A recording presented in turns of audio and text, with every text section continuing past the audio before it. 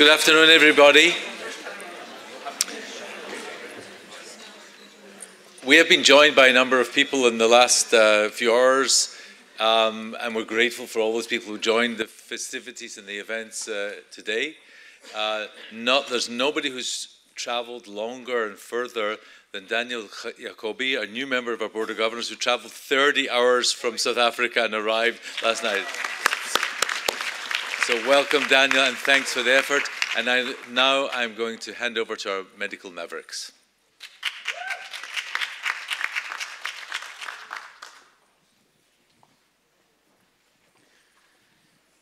Hi, everyone, and welcome. Imagine having the opportunity of speaking to some of the leaders in your fields who, at this very moment, are redefining the way your profession will look years to come. Well, we've been given that opportunity today, and we invite you to join us as we try to get as much information and inspiration as we can in these short interviews.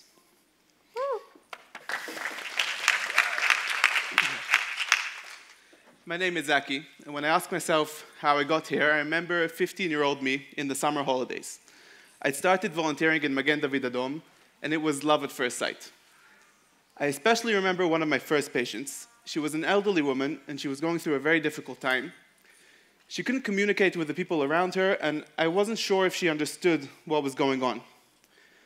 I remember the feeling of her helplessness, but more so the feeling of my own helplessness, that I had no way to help her. All I could do was hold her hand and hope that she understood. The very next morning, I decided I was going to be a doctor. And so 12 years later, including 4.5 planned years in the army and several hundred not-so-planned days in Miluim, I'm now a third-year medical student in the Joyce and Irving Goldman Medical School here in Ben-Gurion, working on that dream. My name is Orian, Polin. One of my earliest memories is a 4-year-old me sitting on my grandfather's lap. He was a cardiovascular surgeon, and I remember him showing me scalpels of different lengths and other surgical tools while explaining medical procedures in great detail to a very curious 4-year-old little girl. This memory is one of the moments that sparked my passion and lifelong interest in medicine. And today, I'm proud to be fulfilling that dream as a second-year medical student at the Sagol Medical School for International Health.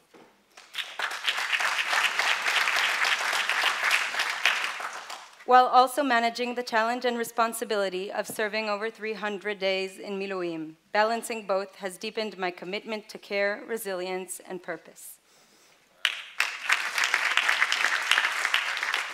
Hello, everyone. I have a confession. I never dream of becoming a nurse. Actually, I dream to learn chemistry and win the Nobel Prize. So I talked with a few girls that work at that field, and they all said together, "Don't do it to yourself." So I asked them, okay, what I should learn? And they all said, nursing.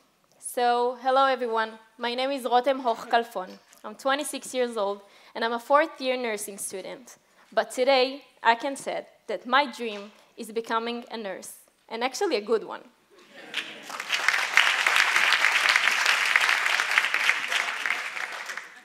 Before we continue, it's important for us to mention the 58 hostages still held in Gaza, and remember those who unfortunately did not return home safely. We pray and hope for their swift return to their families, and would like to take a moment to reflect on them.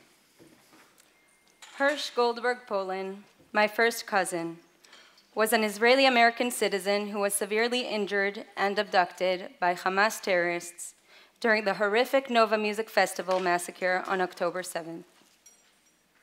Hirsch endured 330 days in captivity under inhumane conditions before being brutally murdered in the deep, dark tunnels of Gaza, along with the 5 hostages, Carmel Gat, Eden Yerushalmi, Alexander Lubanov, Almog Sarusi, and Ori Danino. Hirsch was a child of light, love, and peace. He will always be remembered as a curious and compassionate individual who pondered philosophical questions about the world and aspired to make it a better place. These are the same values that continue to guide me on my path to becoming a doctor. My brother-in-law, Negev Kalfon, also kidnapped from the Nova Festival. Actually, he was kidnapped 400 meters from Hirsch. We know that Negev alive from some hostage that was released, Ohad Ben-Ami. And my mission of life is bring Negev home. But actually, I found comfort at school because I feel that I can actually help for someone else in that difficult time. This is like air for me to breathe in this time. Thank you.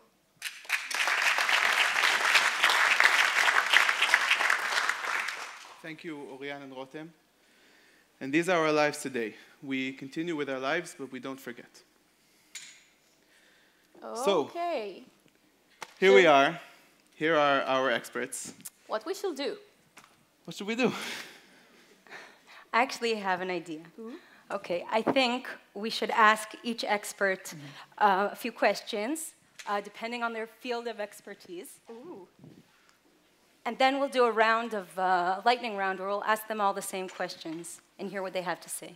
Sounds good. I like it. Okay? Let's do it. Okay. So I'm honored to introduce our first expert, Professor Phillip Moshe.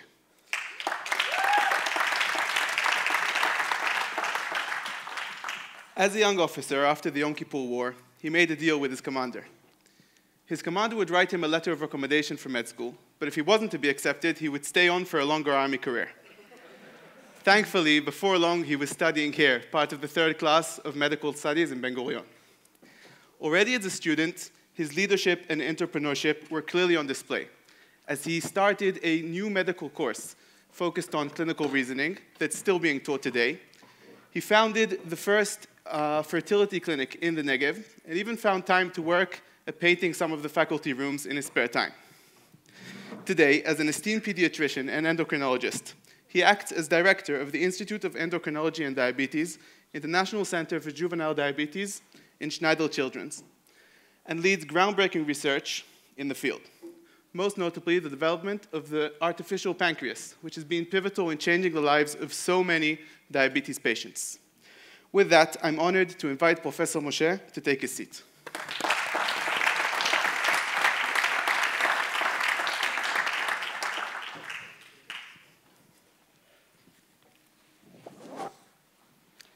It's a real honor for me to introduce Professor Alan Jotkowitz. Alan is a respected leader in internal medicine and medical ethics, and the director of the Sagol Medical School for International Health here at Ben-Gurion University. He leads a program that brings a global and ethical perspective to medical education, something that feels more relevant now than ever. He also heads the Jotkowitz Center for Jewish Medical Ethics, where he explores how ancient and global values meet modern medicine, often in complex and fascinating ways. Professor Jotkowitz shows us that clinical excellence and ethical thinking really can go hand in hand, even if that sometimes makes our exam questions a little harder. Please help me welcome Professor Alan Jotkowitz.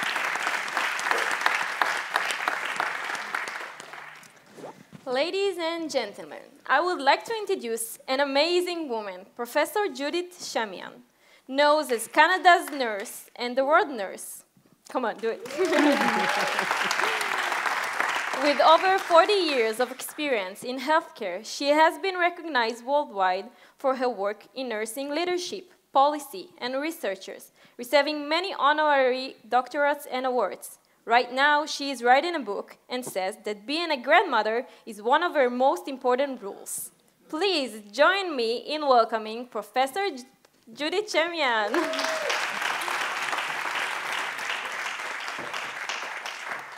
Thank you. Thank you, Judith.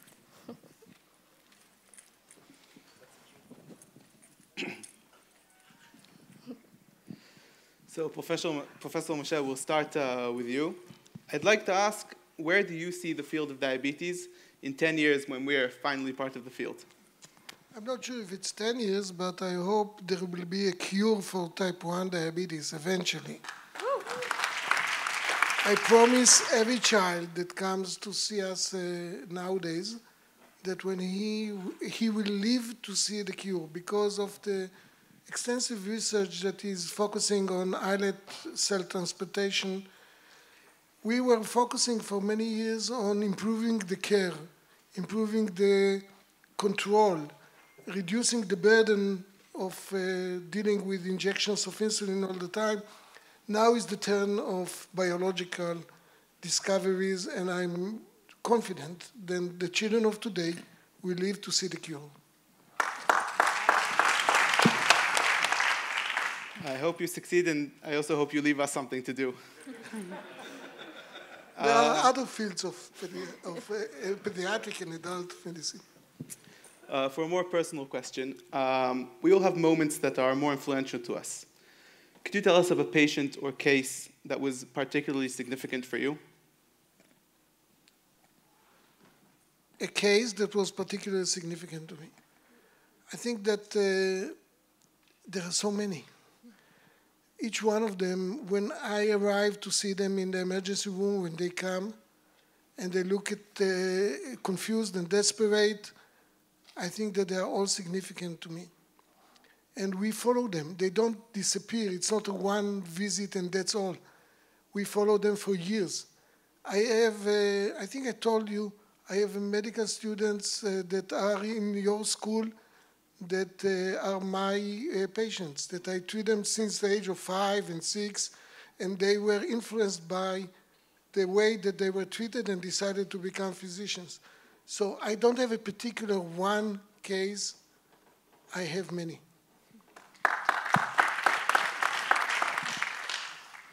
So let's move on to you, Alan. So you are the director of the Jotkowitz Center for Jewish Medical Ethics. Do traditional Jewish ethical principles play a role in solving medical ethical dilemmas? Do you hear me? Yeah. Okay. Yes, certainly, Orian. I'll give you some examples. The most common ethical problem that I deal with almost on a daily basis is the care of the dying patient. I work as an internist, internal medicine, and unfortunately we get a lot of elderly patients who are very sick at the end of their life. And that's a very common question that we deal with. And the Jewish tradition helps me immensely. And there's a balance. The Jewish tradition, we believe in the infinite value of every human life. Every human life has intrinsic sanctity. Doesn't matter how old they are, who they are, disabled, not gender. Every life has intrinsic value. I think it's an important message we always have to keep in mind. And it's very relevant today still. So we do that to try to keep patients alive. But also, there's another principle of ahavta l'reacha kamocha, loving your neighbor like yourself. That also should be the way you practice medicine as a doctor. But it's interesting. The Talmud uses that law of loving your neighbor in only two contexts. One is the relationship between the husband and wife should be based on love and mutual affection. And the second principle is that everyone is entitled to a good death. The Gemara, that's what it means, v'ahavta l'reacha kamocha, that a person is entitled to a good death. And we struggle every day, what is a good death?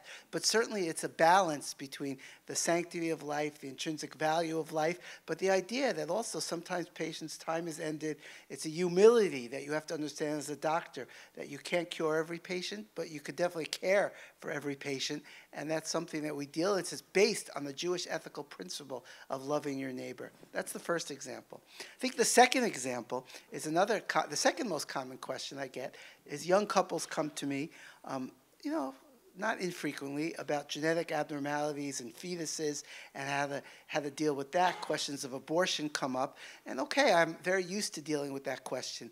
But the problem, not a problem, but what I try to teach young doctors is what's facing us is the technology and the science is way above the ethics. We have the ability now to have a baby with blue eyes, to have a tall infant, to have a baby who has less of a chance to get dementia when they're older. All these abilities to screen for genetic diseases, they're available now in the fetus, and you can implant embryos that have those genes. But how do we deal with that? How do we discuss it as a society? Do we want all children who are 6 feet? Do we want all children who have blue eyes? How do we make a varied society where every child is valued for who they are? And that's a question that I think is being addressed today, and I think it's going to be a question that future doctors have to deal with. And we have to start now teaching the answers to those questions. Thank you. So I'll ask you a second question that has to do with teaching. With the rapid advancements in technology and medical science and artificial intelligence, of course, what changes do you anticipate in medical education curricula to prepare students for the future? That's a great question. My teacher, Sammy Sagol, who's here today, always pushes us to learn the most new science, the new technology. Sometimes he's the oldest man in the room, but he knows the most science in the room and pushing us to do that for our students. And he always does that to me, and I always learn something. But we're at the cusp of a revolution now in AI. It has a lot of benefits, especially in the practice of medicine. When I see patients now, I don't have to write a note on my computer right now. I can talk to the patient. I don't have to look at the computer. My AI assistant writes the note for me, and after I see the patient, I just sign it and just make sure there's no mistakes. And it puts all the lab interest, it puts in all the CAT scans. It's all there for me. It hears the conversation, and it's all done. So I don't have to sit there typing and looking at the computer. I can look at the patient. That's here already now. When you go to a radiologist or pathologist in the next 5-10 years, it's going to be read by an AI. And we're teaching that in our radiology course. A radiologist has to learn how to work with AI. That's the future. And also for medical education, AI has the potential to create individualized, personalized medical education for every student. Not every student needs 4 years. Some could take 3 years. I did medical school in 5 years. Not everyone. I stayed home with my baby for a year. Okay, Danny. Well, my wife went to medical school. No shirking. I did not fail a year. But not everyone has to do 4. Who says 4 years is how long you have to become a doctor? AI has the potential for to individualize medical education. But I strongly believe it won't take the place of being a doctor, even though the technology is there. There's something that a patient comes to that maybe AI can't pick up on. I call it the doorknob question. It's frequently, doctor, one last question when I'm out the door, when they're standing up. And that's usually the most important question why they're here. Or sometimes as a doctor, you have to figure out that what they're asking is not the reason why they're here. They're here for another reason. And if you know the patient for a long time, you can figure that out. And you can prescribe a medicine, but can the patient buy that medicine? Do they have the money for it? Can they get to the pharmacy? Who can give it to them? All those questions that a good doctor needs to go beyond. And I'm not sure that AI can ever replace that. Thank you. Yeah. Definitely. Also, he sounds a good like nurse. a good nurse. Yeah. Thank you. Judith, I know you worked during Yom Kippur War as a nurse in the emergency room at Shaarei Tzedek.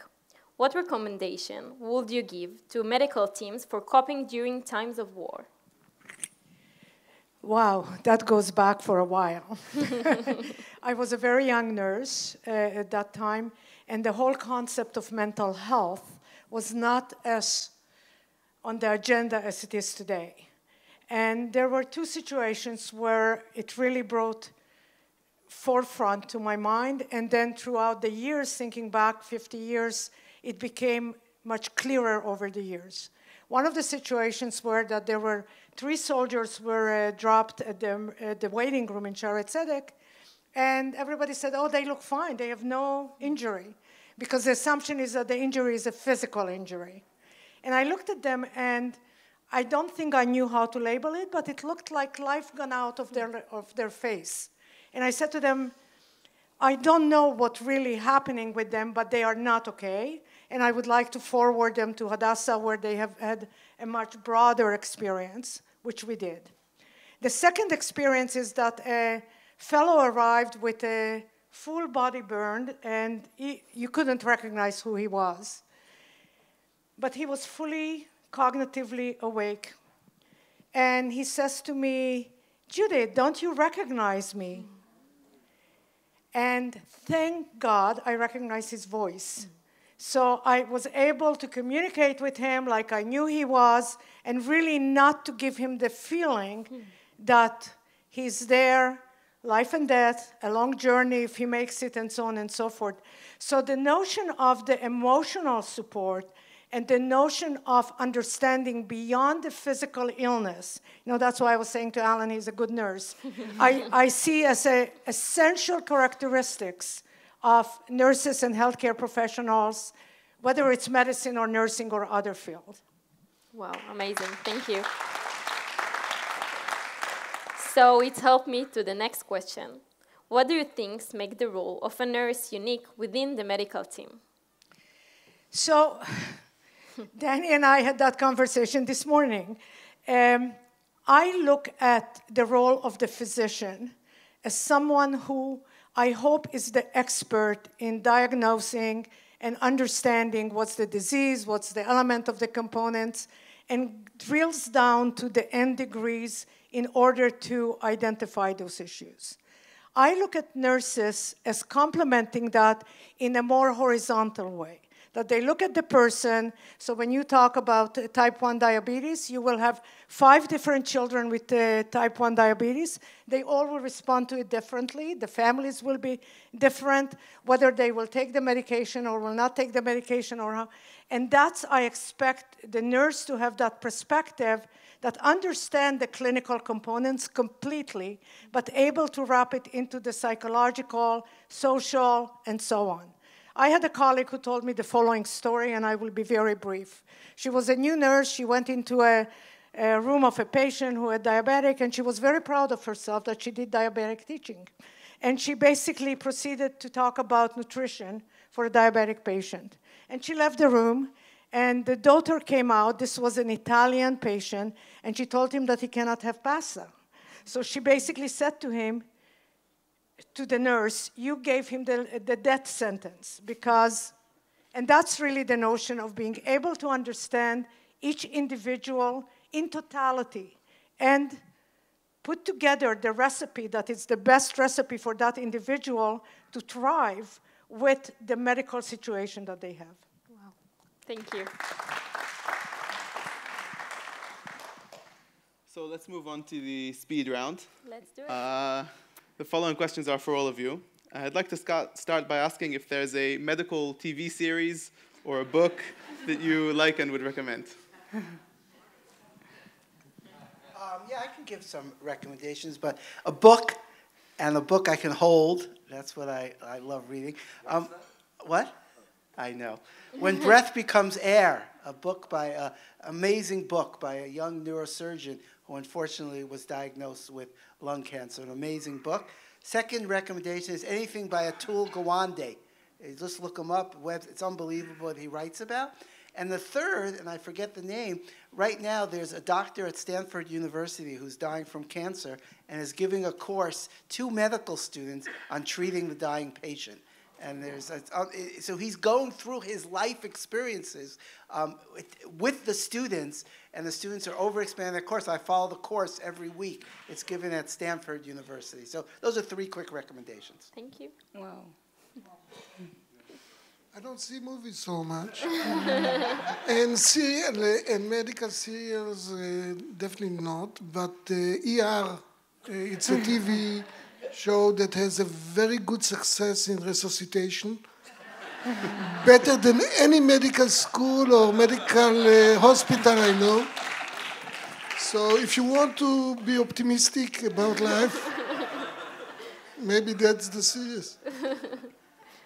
This is an unfair question to a career mom, because between having a career and having, thank God, an incredible family, there's very little time that you have left to do any of those things. But the second problem is that you have to remember names in order to answer the question. And I think some of you will help me with the name, but part of the reflections I have is about an individual, and he was the chief editor, I think, of the New York Journal, and he basically developed the concept many years ago, and he wasn't a physician, that you can cure yourself through positive thinking and through laughter, and I can't remember his name. No. He was the honorary medical faculty appointed, I think, to Stanford, and he led the whole concept of mind and body and how you can provide. You will remember probably his name, no? No. Okay. No one? He watched the Three Stooges Yeah. and laughed himself to health. Yes. Yeah. My father told me about it. Yeah, and he wasn't a medical professional. He was a journalist and a peace negotiator. There are incredible stories about him going to Russia and trying to negotiate disarmament and so on. And he became critically ill. And they basically said to the family, say goodbye. And he cured himself. And then he went to a hotel and watched comedies for months. And then he basically developed that whole perspective. Yeah. Amazing. I want the name. Yeah. And then he will find the name. What? No. Maybe later. I wanted to ask you guys about someone who gave you inspiration or influenced your professional path. Wow, more than one. I graduated from this school, and I had great teachers. They were residents 1 year older than me or 2 years older than me, young faculty and professors. Ron Dagan, Asher Tal, Shaul Sofer, those are names that you all know. You don't maybe because they retired. I don't know how years are flying. They used to be the people here. So I think that one of the great things about Beersheba and the hospital around us is that they have been role models. These are people who devoted their entire life to their career, not career, but to their service of the patients. And I think I was lucky to have all those names that I've mentioned and some that I didn't as my role models. So thank you, Danny, and thank you, Jeff. Norman Cousin, the name, and I suggest you look it up. He has also books. Anatomy of an illness. Anatomy of an illness. Yeah, and a couple of more. Norman Cousin. No, Norman Cousin. Yeah. Maybe I will pick up from there. My role models are not necessarily in my own field. As a woman and as a nurse, you continuously deal with gender issues, and I wish it would have not been the case for you ladies, but I think we still have a long way to go. So a lot of my role models is looking at women who have been able to move the agenda forward using women, female approaches, not necessarily by becoming like another man in a genetically being a female. So I look at women like Golda and others who have been unbelievable against all odds, and read a lot of talking about what you read is biographies, autobiographies, and see what is it in there and what I can learn. I also look at a lot of role models in business, because I think staying within your own funnel, just in the healthcare, you see yourself repeating time and time again, looking outside and looking at individuals like Mr. Sagol and others. There is so much to learn from it and integrate into who we are and where we go. Thank you. Thank you. Yeah, as I've gotten older, I've changed my perspective on this question. I would have said, and I still would say, Professor Glick, who was here for a long time, many of you know, he's in his 90s, still teaches in the medical school, medical ethics and internal medicine. And for me, is a role model for an ethical physician and a scientific mentor and a compassionate physician and a role model for hundreds of thousands. But as I've gotten older, I think I'm learning more and more from my patients every single day. I know how to do the medicine, but to learn their dignity, they approach their disease with, and how some people can be in the same situation and react so positively, and some people react so negatively. That's something fascinating to me. I'm still at the age where when patients used to bring me presents, and I used to get, now you have to refuse them. That puts me in ethical present. When someone brings me a little book that as appreciation, You know, I sort of, not sure, it would be an insult for them to turn it around. They get so much pride in giving it. So I really learn, I think nowadays I'm learning most from my patients at this point in my career. Thank you. Another question. If you can get one superpower, which one will you choose? Superpower. I will bring the hostages back. Amen. And then everything will be fine. I agree. The gender issue really troubles me.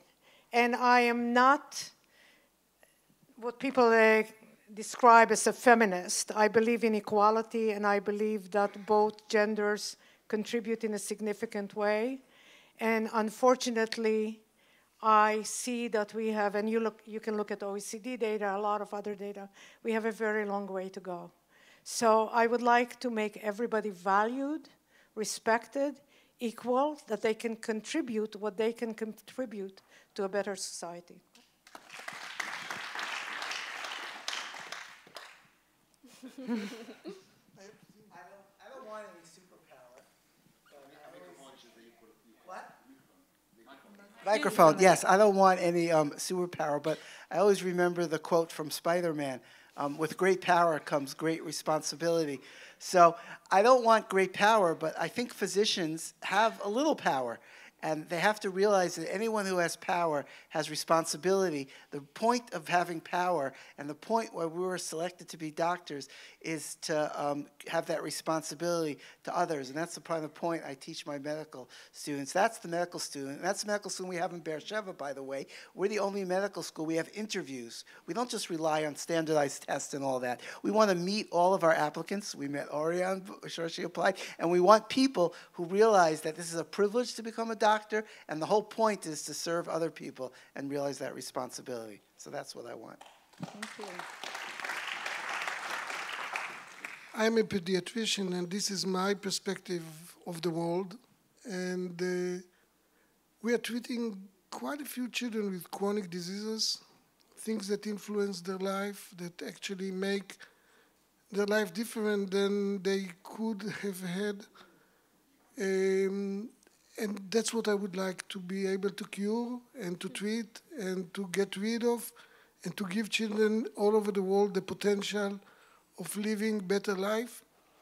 And we were lucky to have the chance to participate in the project of creating artificial pancreas, which improves the life of many children. It's not superpower, it's power. But we were the first in the world to send children home with the automated insulin delivery system that monitor the blood glucose level and able to give them insulin. I think that this is the power that we as healthcare providers, a community of people who treat other people, this is the power that I wish we will have more and more of. Amazing. Thank you. So maybe before we're done, a word for advice for the students of today. Study. Study and study how to study. And this is changing. I must admit that I'm not so young anymore, and I still study every day. And when I get in the morning we have an 8 o'clock morning staff meeting every morning. So somebody report about who was admitted during the night and some other prepare a manuscript. And since I want to be ready for that meeting, I can't be catched not knowing what they are talking about. I have to study all the time. So if a physician has to study all the time, he has to develop ways of how to do it efficiently, quickly, because there is no way. And AI is a wonderful tool, and there are many other wonderful tools. So my advice to you, don't stop studying.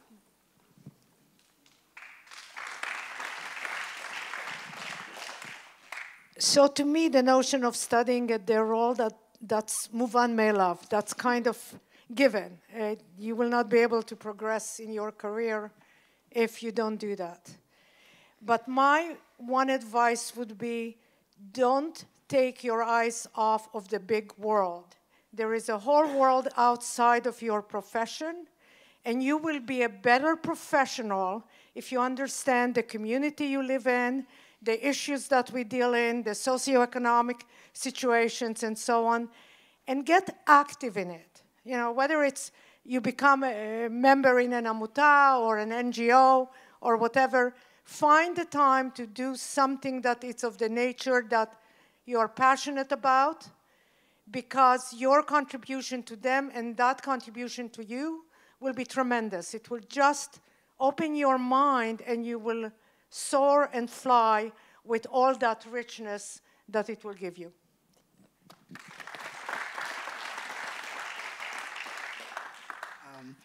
I talk to medical students a lot. That's probably the favorite part of my job, as a matter of fact. Instead of talking to bureaucrats and administrators and people yelling at me, the pleasure is talking to young people and their enthusiasm and passion for life, and especially this generation who really saved all of us in the last couple of years. And so what I tell them is, I guess, 3 small messages. Do what you love and have a passion for. They always ask me what I want to do. You know, again, try not to worry about the money or where am I going to get a job, and do what you love and have a passion for. 2, try to make the world a better place. I think that's the reason to be a doctor, is try to help people and make the world a better place. And 3, take care of yourself also. Okay, thank you very much. So speaking of enthusiasm, I wish we had more time for more questions. But we don't have. So thank you guys. You very much. Thank you very much. Thank you, Judith. Thank you very much. Thank you. Thank you. Thank you. Take a seat. Thank you.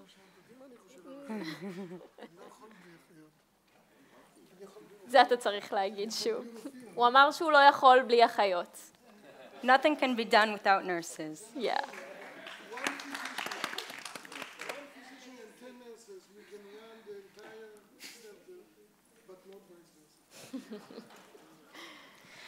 So once again, thank you to our experts for such an inspiring